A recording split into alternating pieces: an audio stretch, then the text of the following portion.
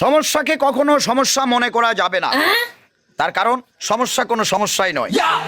আর যদি সমস্যা না থাকে তাহলে সেটাই সবচেয়ে বড় সমস্যা। কিন্তু এখন সমস্যা আছে, অতএব কোনো সমস্যা নেই। তার কারণ হলো সমস্যার মাধ্যমেই সমস্যাকে সমস্যার মধ্যে ফেলে দিতে হবে। অনেক সমস্যার ভিড়ে একটি সমস্যা হলো নানামুখী সমস্যা। কিন্তু কোন রকম সমস্যায় যদি সমস্যা করতে না পারে তাহলে তো কোনো সমস্যাই নেই। আবার যদি সমস্যা এসে সমস্যাকে আবার সমস্যা করে দেয় তাহলে এটা আরো একটি সমস্যা। সমস্যা নিয়ে কোন রকম কোনো সমস্যা মনে করবেন না। সকল সমস্যায় কোনো সমস্যাই নয়, আবার কোনো সমস্যাই নয়, এটি সবচেয়ে বড় সমস্যা। সব কিছুর মূলে সমস্যা থেকেই সমস্যা, সমস্যার ভিড়েই সমস্যা। সমস্যাকে সমস্যার মাধ্যমে সমস্যাকেই সমস্যা করে দিতে হবে।